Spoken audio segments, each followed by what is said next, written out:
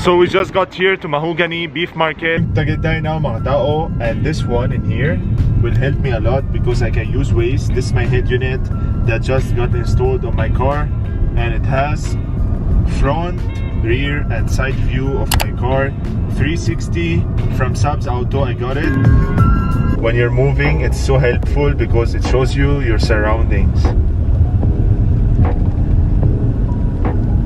Also mga tao, it has controller in here, so it's so funny, right? It's like PS4, so you can play games while you are parked, not while you are driving. I'll show you a sample.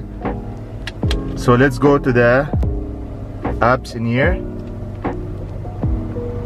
Then let's go to the, for example, there's a car game. See?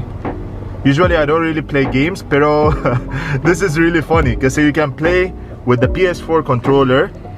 Look at this, you turn it on. Alright, so let's see if it's working.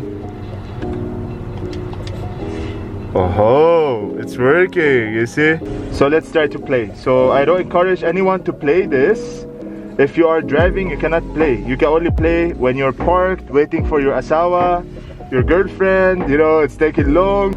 Ooh, para Squid Game.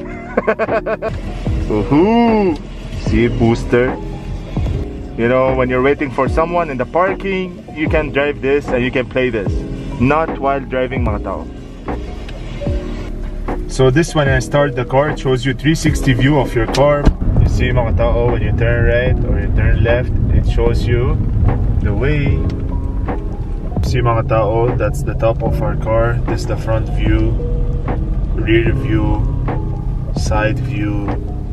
So it captures all the sides of your car. So you see everything.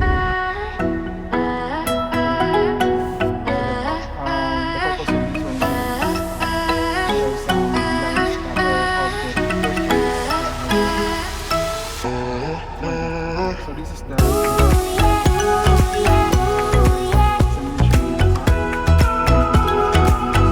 actual one.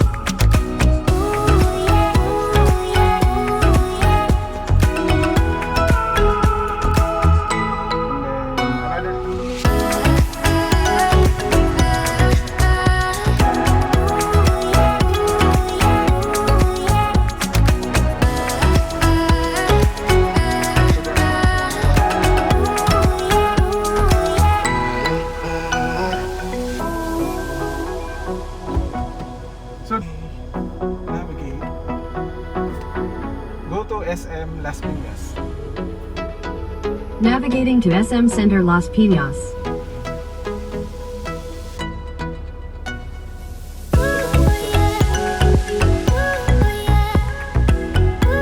Head east on CR and Rebecca toward Pretty Road. SM Center.